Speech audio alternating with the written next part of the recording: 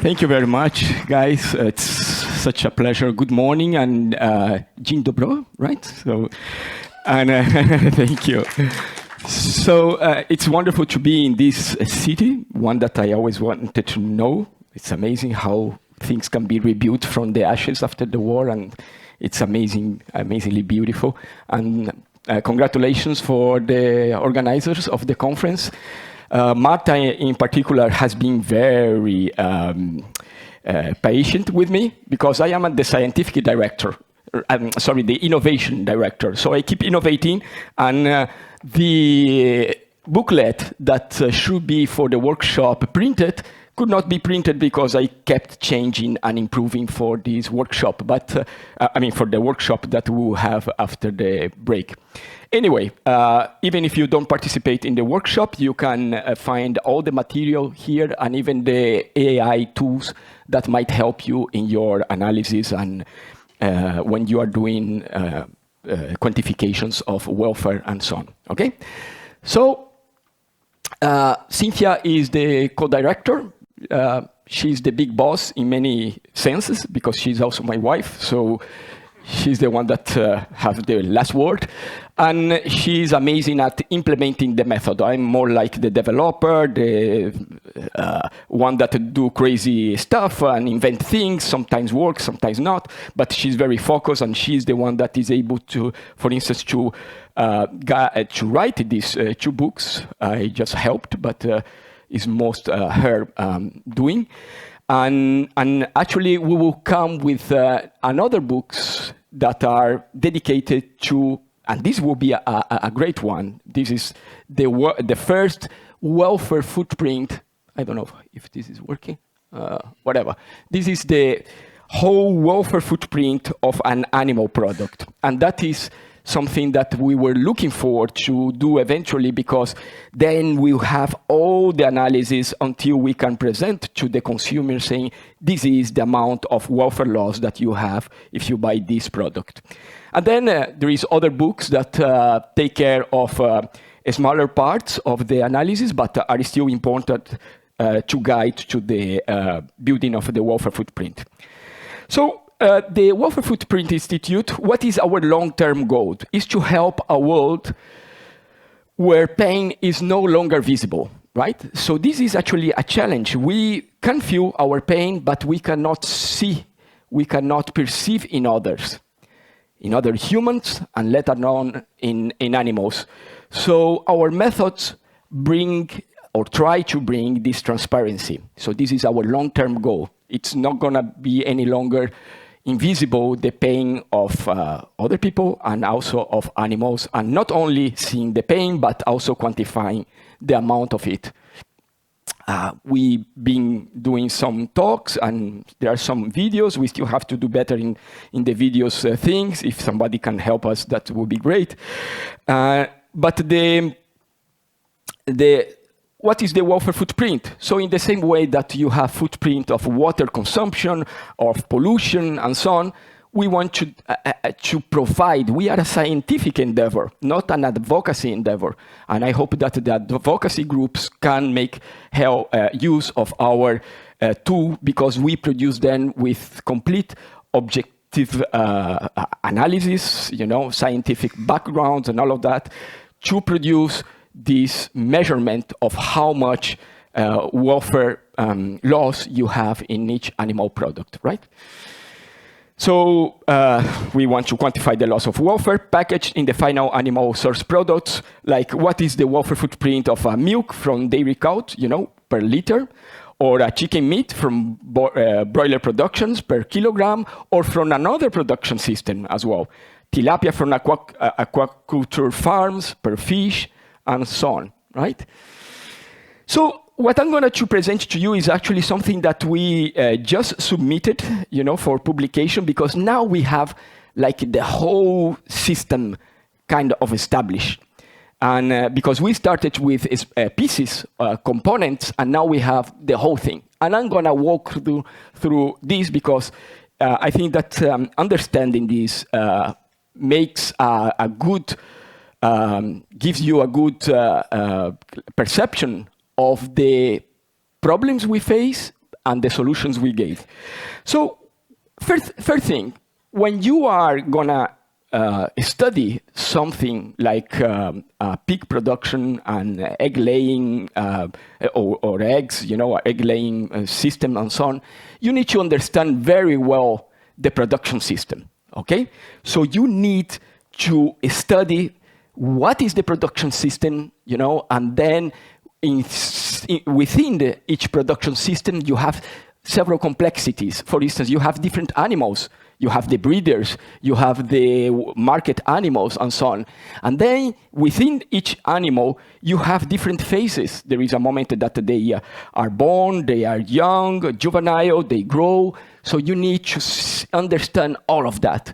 And then within each one of these parts, you need to understand what is important to the animal. And we call that circumstances.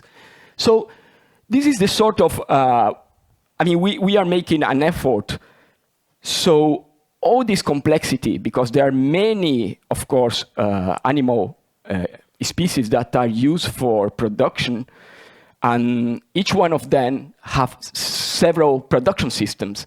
So we try to understand, to visualize, to create a kind of a gate, that a portal by which people will be inspecting those systems to understand what goes on, right? So you will be clicking, for instance, in one animal, and then a lot of information about that, or about one piece of equipment, and so on. So we are creating these processograms. By the way, in that link in the beginning of the talk, you have the whole presentation, in case you want it. So don't worry about taking pictures if you wanted the material.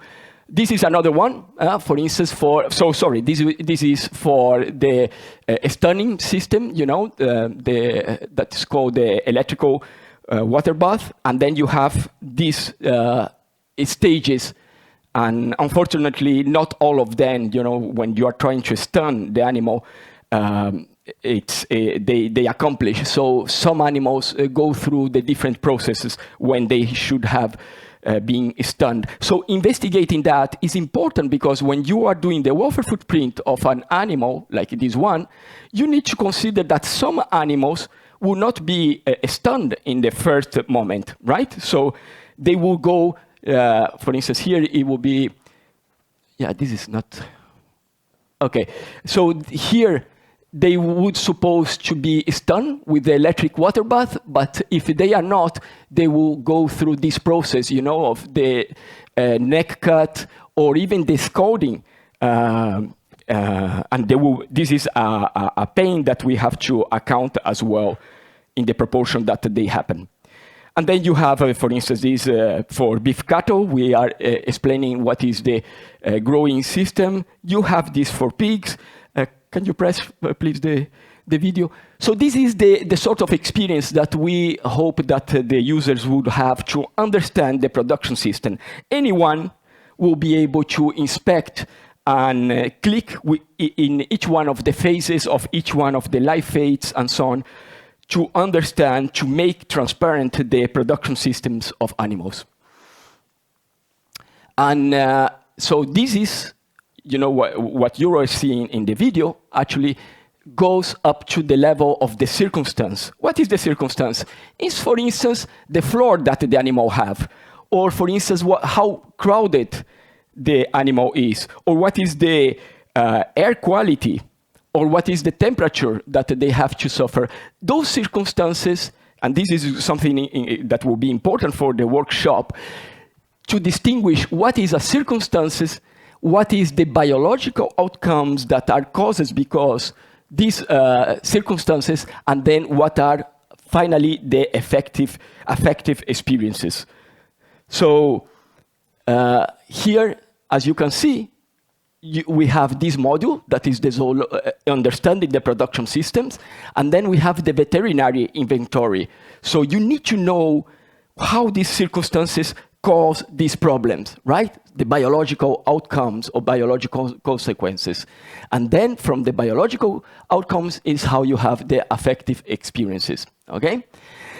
Then we have another module, okay? Once you have, and this is, this is the most innovative an important part of our method, okay? But once we have quantified the welfare loss of each problem, of a castration, of environment with poor air quality, you need to go and then, sorry, this is not the quantification. Here is where we identify the problems, and here is where we quantify with a method that I'm going to show you in a few minutes, okay? And then when you have the quantification of how much welfare loss, how much pain you have for each problem, then of course you need to know what is the amount of times that that problem happens, how many individuals of that population go through that, that problem, and so on, right? So we have an epidemiological review. And then we have to account all these problems for all the animals and see in which one of them happens, in which one doesn't, and then divide that by the amount of product that those are that are generated as by this production system. So this is where you get the welfare footprint of an egg or the welfare footprint of a liter of milk and so on, right? This is the economic calculation. And then you have something that has not been solved by anyone, by science, by nobody. So how we compare when you have the problem, 1 hour of a level of pain in one animal, like you know, a pig, is this equivalent to 1 hour of this same problem, the same affective state in, for instance, a shrimp or a bird or a human, right? So this is something that has not been solved. So what we do, we leave it open for any kind of assumption you might have, you make the adjustment. We are, of course, suggesting some equivalences, but this is, science has not solved this yet. And then you have, at the end, how do you express that to the public, right? So this is a challenge by itself, how you translate this information in labels of products, in metrics. This is something that is let's call a department in itself of the project. So that question that we mentioned, how to quantify animal welfare, right? That second part here, right? The affective quantification problem. So there are several methods, right? You can think about, so for instance, this project, the ethobase, it says, okay, if the animal is far from the situation that the animal is very distant from what the animal experiences in nature, that is a bad thing, right? So it's as more artificial the system, the worse. Okay, that can be one way of seeing things, but as you might imagine, this has several problems, even because sometimes you have diseases in the wild that you don't have when you keep them in artificial environments, and vice versa. And this is very, it's an approach, you know, but it's not one that has a big resolution. So what we did, actually, and there are other systems, right? So those are the welfare metrics here you have, right? So there are the qualitative behavior assessment that they look at the behavior of the animals and they say, well, these animals are behaving in a way that is showing that they have a poor welfare, decision support systems, other ones. And this is the one that we developed, the welfare footprint. That is the time in affective states of different intensities. So as you know, nobody can measure what is going on in the head of an animal, right? You don't know how much it's suffering. So we have to use indirect evidence to find out what is going on. If you see here, you have indicators. Okay, we created that to organize a little bit what goes on. You have those circumstances, right? So it's the floor quality, the air, water and food availability, physical, atmospheric challenges, genetic pathogens. You have the circumstances, right? And they generate negative conditions. So injuries, disease, hormonal changes, inflammation, and so on, right? From that, you have a sensorial appraisal. So you have activity in the neurons, that transmit electric information to the brain, right? And then you have what is really what matters. At the end, what matters is what the animal feels. So the affective state, pain or pleasure, right? And then you have, as a result of that, you have what is the cause, the reason, the evolutionary reason why we feel pleasure and pain. That is to elicit a behavior, right? That is why we feel pain. So we can change what is going on to avoid that source of pain now or in the future. So if you see there the indicators, those are the things that can be used for you to infer what is going on in the head of the animal, right?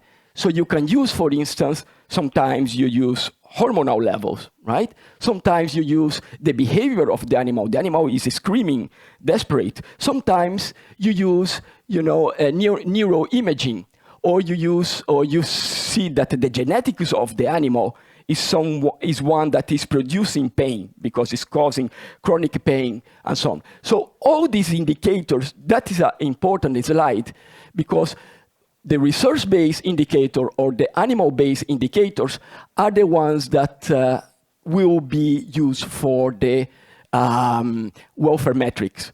And which ones do we use? We use all of them, right? We say, okay, we created a structure here that you will see that tries to gather as much evidence as possible to infer something that we don't know, that is the affective state or the hedonic state of the animal. And I know that some of you say, well, how can we, but we don't know, we don't have a way of accessing what the animal is feeling. And then this is something, if there is an exercise in the booklet there, we will not use this, we will do something even more interesting. That is to develop a campaign for the different groups that will be in the workshop. But one exercise of the previous workshop was actually, if you have these 5 situations, imagine that you are a veterinarian, right? And you have to relieve pain of an animal. And you see that one dog, it not want to play or eat and is whining, right? Another is having a leg broken by a car. It arrived, this dog there.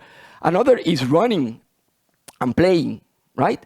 Another is trapped in a burning house. It came from this situation. And another is occasionally scratching because of a tick behind the ear. So if you have an anesthetic, you probably, even not being a veterinarian, you can say, I am sure 100% to which ones I would be prioritizing, right? If you believe that, then you believe that what we do is possible.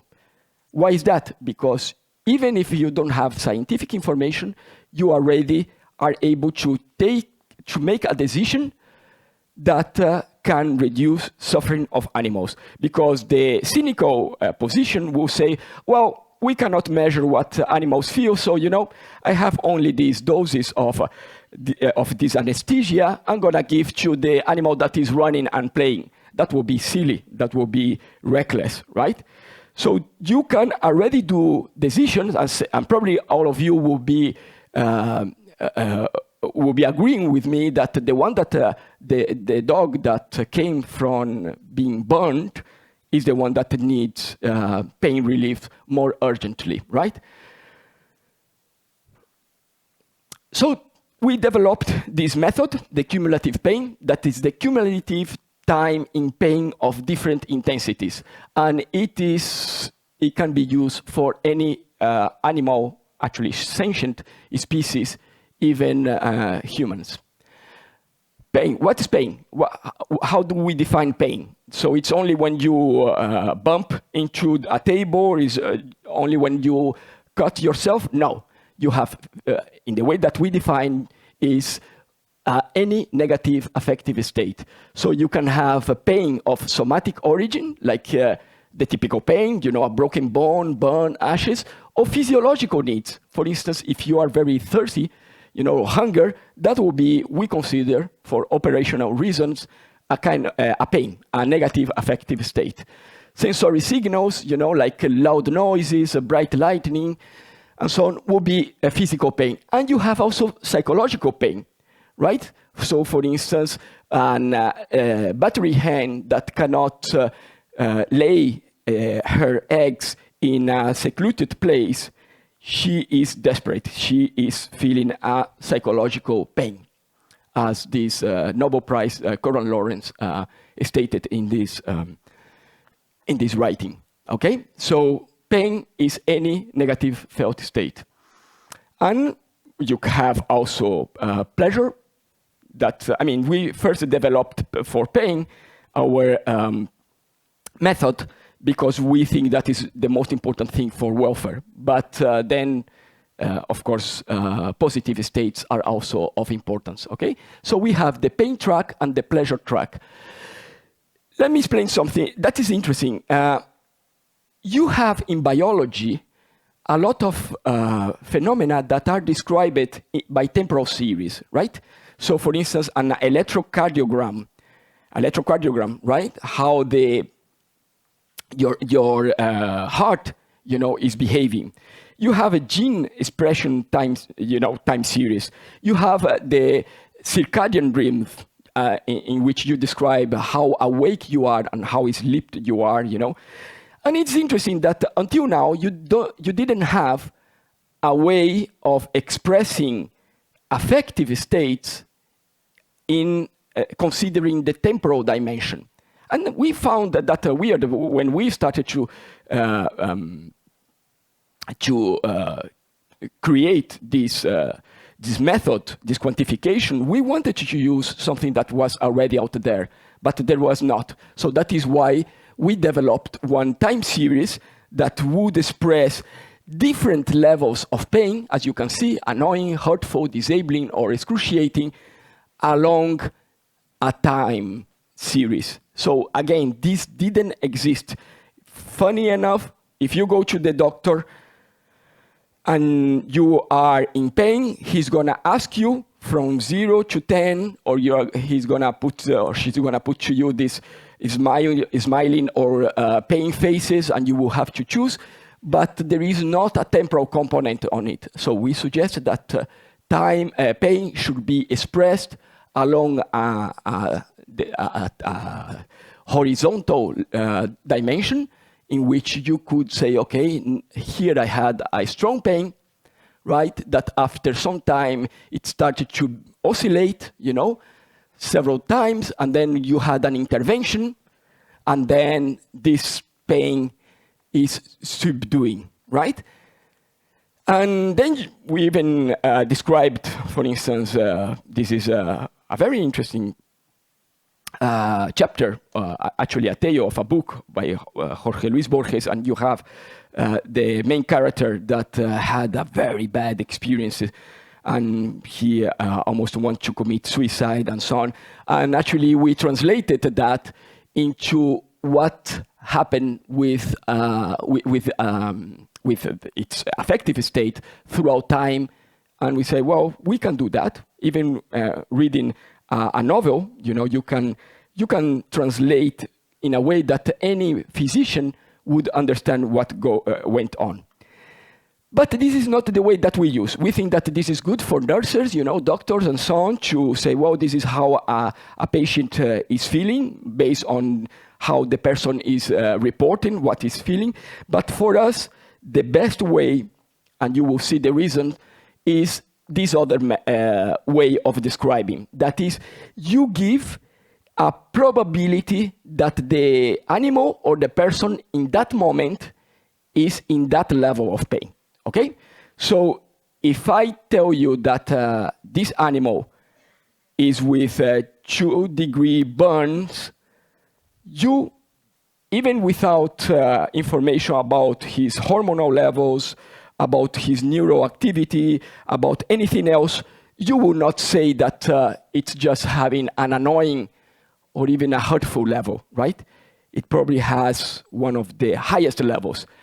And then this is only with information that common sense that we have, right? But when you bring a lot of information, scientific information, then you can be more sure in establishing those levels of pain, right? Or pleasure, if you are looking at positive affective states. So as you know, birds need to fly, and they have this keel bone, and this keel bone allows the muscles to anchor here. So when you do this, you have a way of lifting the animal in the air, right? So this keel bone is a very important bone, and what happens is that in laying hens, because they have to produce so much eggs. Actually, in the nature, they will be producing 1 egg per month, and nowadays they produce 1 per day. So the calcium that will be available for the bones are no longer there. So this, even that they don't fly, is very common that this bone is broken, right? This is very common, and it can happen actually several times in the life of the animal. So how much probably this hurts, right? So the first analysis we did, we developed this pain track. Okay, so we said disabling is 100% sure that is disabling this level of pain based on the. Probably today we would not be so sure about that. We probably would give 80% and then 10 and 10. But anyway, we said it's most certainly 100% disabling. And then when it's starting to be cured, you have the acute inflammatory response. Those are the probabilities. And then when it's almost that you have the callus formation and so on, then it moves to the hurtful and annoying. So how you can do that? So again, you will go to all the indicators that are out there, all the information, and then you bring the justification. So for instance, for that strong pain, this is what you have. In young laying hens with fractured keel bones, the expression of inflammatory factors has been shown to be increased in the brain, liver, and abdominal muscle. So this is a neurophysiological evidence, right? And then you have that it is adaptive for birds to experience intense pain during the initial inflammatory phase of a severe fracture. You don't want, if you are healing a bone that has been broken, you don't want that the animal moves. So that's why it has to feel pain, right? Nature shaped in this way. So this is an evolutionary reason. And then you have also decreased movement and increased rest time. So as you can see, you can keep coming with a lot of evidence that will make the case that is of this intense value and not of this other one, right? So that is how you can create this. And as you see there, we already adjusted the values, right? So when you have that done for each one of the temporal segments, what you have is that you have hours there, right, time, and you can multiply by the probability. And when you do this, this is what you have. You have for each temporal segment the amount of time that probably the animal spent in each one of these intensities. Okay? Is that clear? Yeah? So something that we are very happy and proud is that it's actually a very simple system. Almost obvious, and incredible that had not been developed before. So this is, you see, in the first in the first moment, you have that probably between half an hour and 1.8 hours had been spent in disabling. And you can think this in two ways. You can think that this is the probability that one individual spent in this level of pain, or you can say, well, some animals of that population were in that level and other ones probably were in that level, okay? So you can think in both ways. So this is the cumulative time in pain endured by one individual as a result of one fracture. So I'm almost finishing here. And so what does this inform to us? Well, if you have a cumulative pain of one, for instance, the cube bone fracture, you can actually compare that with another problem that the animal have, like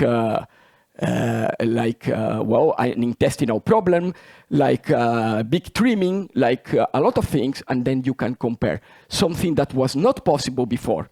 So you didn't have a way of comparing. You have some indicators, you have some metrics that would give you scores, but here you have something that anyone can understand, because if I tell you, you know, or even if I tell to a person of my family that I say, well, you know, I have a stomach ache, you know, and it's kind of, I think that is between annoying and hurtful, you know, and it lasted 2 hours. That is something that everybody can understand. And you can translate that into a single welfare challenge or a stage of life, saying what is the cumulative pain when you consider all the sources of pain, you know, for a stage of life, and for the life of an animal, for a whole production system, or for a piece of product in the market, right? So someone, when he will see half kilogram of meat or a dozen of eggs, would know what is the affective burden that is behind that product, right? And it can make choices aligned with its ethical values. And of course, well, this is just a reminder, life have good and bad moments for us. For the farm animals, not so much, but then we also introduce the positive, the measure of positive states, right? So that is why we quantify positive animal welfare, you know, as well, using the same method. It's not a complicated, once you understand the pain track and the cumulative pain, you understand the other one. So this is one way that things could be expressed. We are not saying that this will be the definitive one, but as you can see, imagine, you know, that you are expressing what is the quality of life of that production system against this one, or of that animal against this one, or of that intervention against this one. Doesn't matter. You can see that that one, you know, the excruciating, the amount in seconds, you know, is kind of, it has that, that size, right? And here it's bigger, right? At the same time, the positive, the time in positive states here is smaller. So you can compare both methods, both outputs to say, well, this is, from the point of view of welfare, this is much better than that one. Sorry, that one actually, you have, here it has an interesting thing. This is, has more excruciating pain and less time in positive affective states. So this is one that is much worse than the previous one, the one above, right? So this is the beautiful skyline of this amazing city. And then I was walking the other night there, I took this picture, and I saw this poster that is, I found it interesting, Artificial Intelligence Sapiens. So in the middle of recently, you know, when we had already the project developed and so on, we, I mean, the artificial intelligence became available. And as you can imagine, for us, it's been amazing because all the work of going after evidence to make the calculations now is much facilitated with those tools. And I created some of them. I left available for you in that link before. And this is something that I'm kind of making a homage to this now here, because for us, analysis that would probably take decades and hundreds of researchers now will be made in much shorter time, okay? And that is amazing news. Of course, we need people, we need researchers to validate the data. We cannot just generate the E8 results and be happy with that. But because of the huge challenge of quantifying the welfare footprint of many species and many production systems, we are very happy about that, okay? So thank you, Dzień dobry, and that's it. Now, open for questions.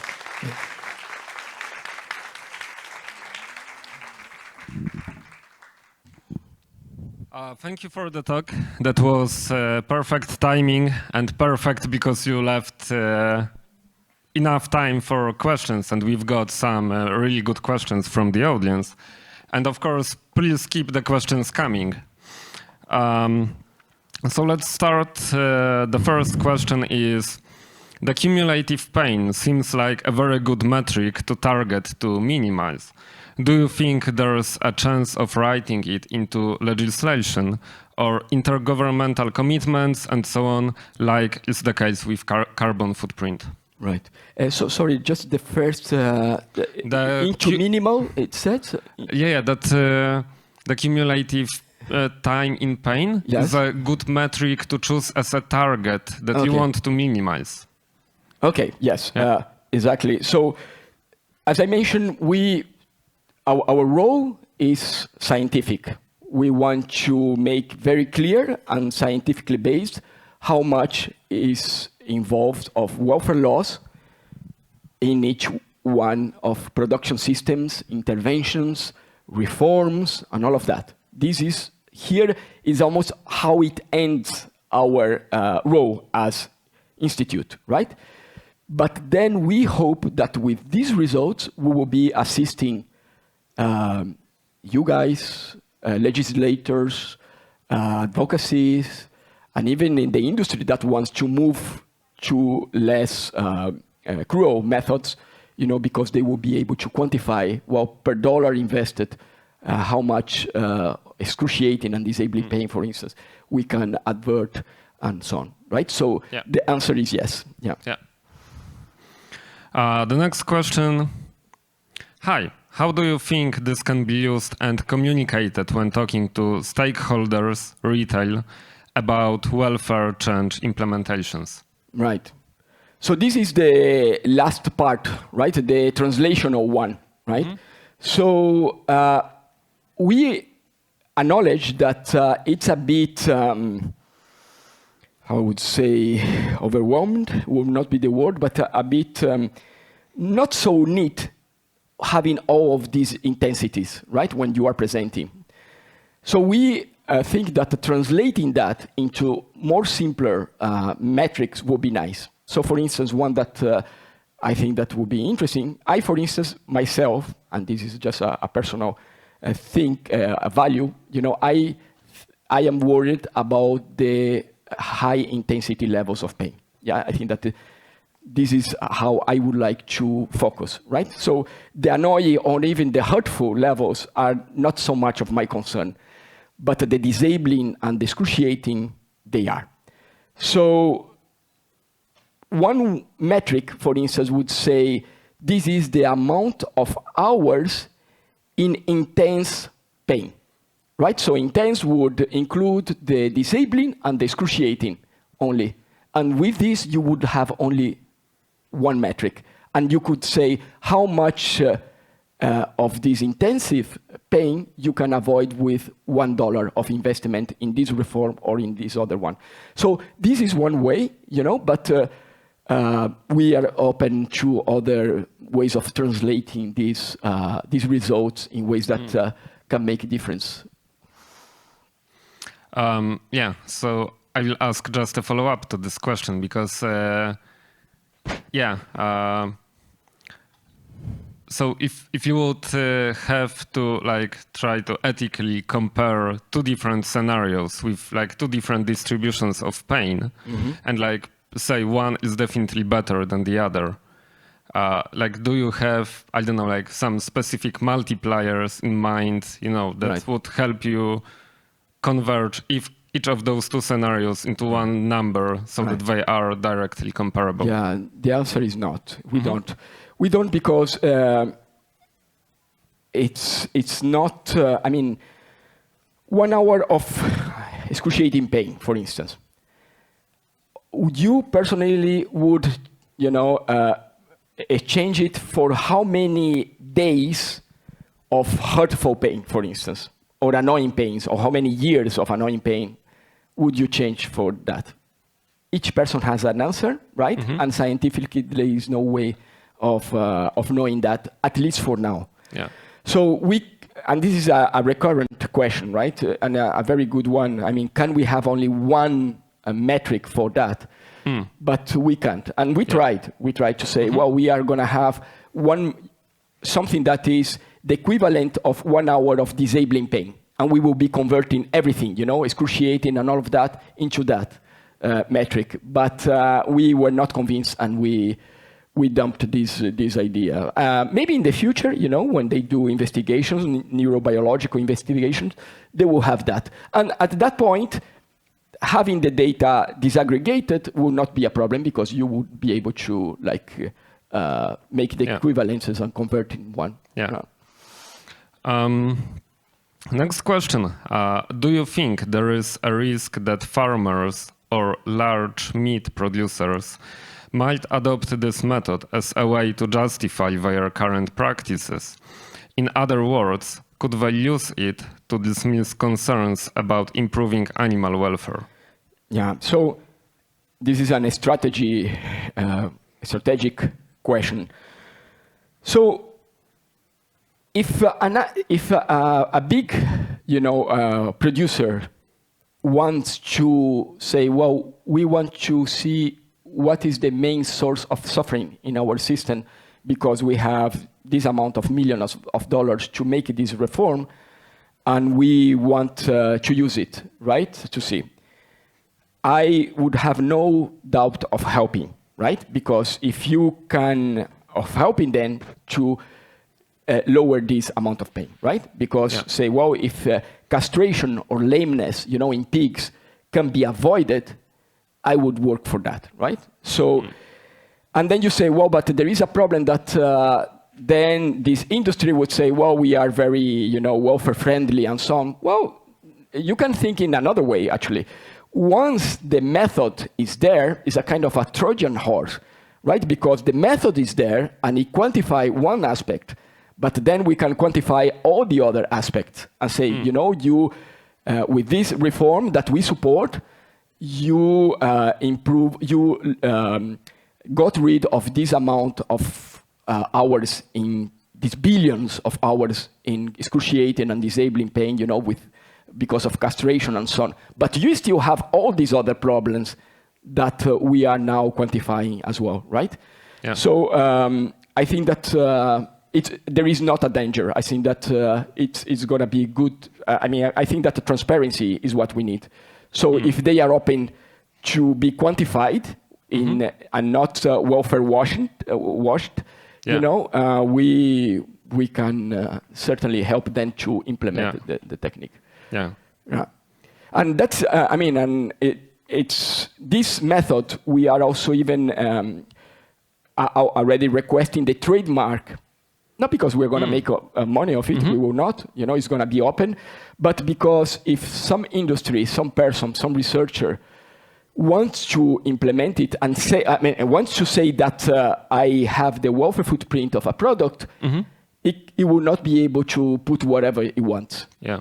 You know, it will need to follow all this procedure and so on. Otherwise, it will not be allowed to use it. That's why at some point, welfare footprint will be with a TM of a trademark. Yeah. Yeah.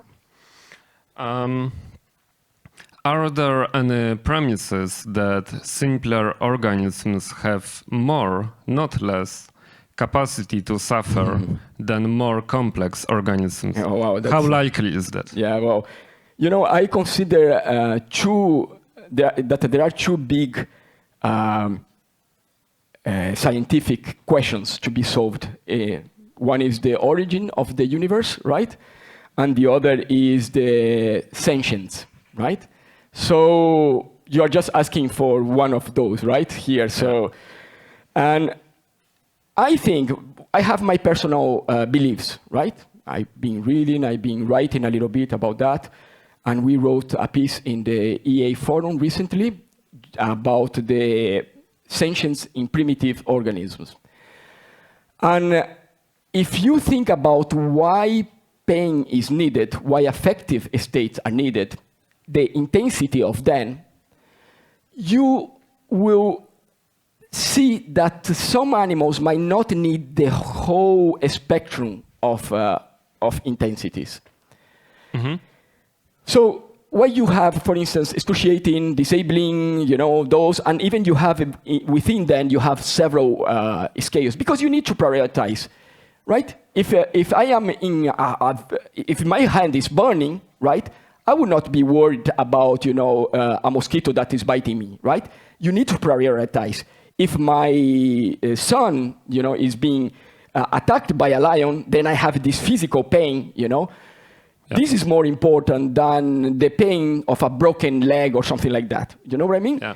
So this is why we have the intensities of pain and intensities of pleasure to prioritize our actions. Only that.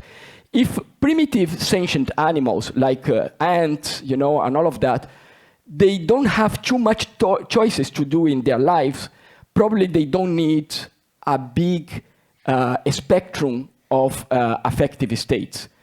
And I don't think that excruciating pain, for instance, would be needed for them. Maybe there is a possibility that they can reach the excruciating pain, but even then they have low resolution between they just feel no pain, annoying, and then excruciating. It might be the case, but I think that excruciating, and this is a neuroscientific question, is very expensive, cognitively. So I don't think, going back to, but this is for primitive social organisms. And then going to another advanced sentient organisms that are like us, pigs, chickens, and all of that. It's possible that when you have more intellectual sophistication, then you are able to not catastrophize so much the things. And then probably you might feel less pain, because you know that this is going to end, or because you can kind of meditate in that moment and so on, So if you are more sophisticated, you probably will not feel as much excruciating and disabling pain than an animal that cannot handle this complexity and so on. Yeah. So as you see, there is primitive sentient animals question and then advanced ones. So it's not a simple question. Yeah, it definitely makes sense to me. Like, it really resonated what you said, that one of those two problems that are unsolved is the problem of sentience or consciousness. Right. And it totally makes sense to me that working on this project, you also think deeply about, this kind of philosophical question. Right, and it's not solved at all in science. It's an open question. Yeah. Do you think it's solvable in principle? Yes, or is yes. I don't think that there is nothing, exoteric about that. And I think that it will be developed in digital minds. I think that will be done. Yeah. Because it's an adaptation, that evolved at some point in evolution. So animals will not be only doing reactive behaviors. They will be having this currency that is pain and pleasure. So I think that this, unfortunately, will be able to be reproduced digitally, digital minds. Yeah. Now, as much as I would love to continue talking about sentience, let's go back to animals. I mean, it's I also want to talk about animals with you. Now we have a good question from Gabrielle. Do you have preliminary insights into the welfare footprint numbers across the different farmed animal species or their farming methods? No, the answer is not. We are doing this effort for some products, as you saw the egg, this book that is going to come up, and we want to do this for as many products as possible. But more importantly than that, we want that other people are able to do that. So that's why we make the whole method very open. So if someone wants to do an investigation about turtles in Asia, or the system of extracting billies in bears or whatever, it can do it, and of course we will be more than happy of assisting. But we want this method to be as transparent and easy to implement as possible. And that is why we are creating some AI-based tools to help others to do the analysis as well. Yeah. Given the scale of animal exploitation industry and how horrendous the conditions are, it seems like the cumulative time in pain metric for animals would be orders of magnitude higher than even the worst wars in human history or worst events in human history. Do you think this is a good talking point to make people aware of the scale of animal suffering? Or is it too risky to come off as insensitive to humans? Well, there are two things here. It's an excellent question. All of them are. First is that I think that we should not be afraid of transparency of information, right? So if this is this amount of pain is the one that exists, so this is the one that we have to say. So my point is information, we have to be as much transparent as possible and scientifically based as possible, right? So I wouldn't hide anything, right, with those concerns. And the other thing is that I don't think that and this is outside the institute realm, it's a personal belief, I don't think that we should only have one parameter for our decisions. So we have other values as well, right? So that is why, for instance, you value your family, or you value the defense of your country, or you value art and all of that. This has their own value as well. So when you compare animals with humans and so on, you have to respect these values that people will be using as well for considering how severe is each one of the problems. Yeah. Yeah. We will squeeze in those two questions. Are you planning to quantify the welfare impact of banning farrowing crates for sows? Yeah, that is a horrible thing, right? So this is something we will be doing. Yeah, I mean, it's not as important in numbers as you have, for instance, with broiler chickens. That is in the scale of billions and so on. But I mean, it's such a terrible thing that we have to, and something that I think that these more gruesome ways of treating animals, we have to look at them, even because people will be more sensible to these things when you are exposing these cases. Like the bears that are trapped in small cages to extract the billies and so on. Yeah. So in numbers are not a big deal, but I think that we should look at those. Yeah, definitely. And the last question, how can we try to compare these 4 levels of pain to each other? Some interventions will reduce one type of pain and increase another. So being able to relate them to each other seems to have big practical implications. Yeah. It would be wonderful, but we don't have how to. I answered before this question. We would love, and if people want to try to do, to create hypotheses and to keep the discussion going, that's a very fruitful debate. But we don't have how to make those equivalences. Yeah. Okay. Thank you very much for your talk and excellent answers. Thank you very much. Thank you.